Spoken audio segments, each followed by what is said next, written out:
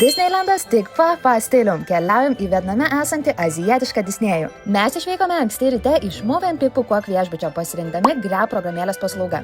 Jis sustojo nusipirkti bilietus prieš parką šioje bilietų kasoje. Labai rekomenduoju pasiskirti visą dieną atrakcionams, nes vieta milžiniška. Čia rasite Disnėjų primenančią pilį, atrakcionus, akvaparką, apžvalgos ratą, kalnelius ir visą akvariumą, kuriame 14:00 vyksta undinėlių pasirodymas. Rekomenduoju jo nepraleisti, nes pasirodymas tikrai įspūdingas.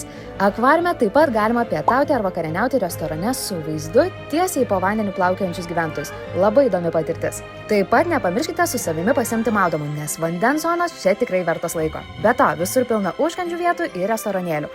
O vakare prie pagrindinės pilies vyksta fontanų šou. Labai gražus finalas dienai.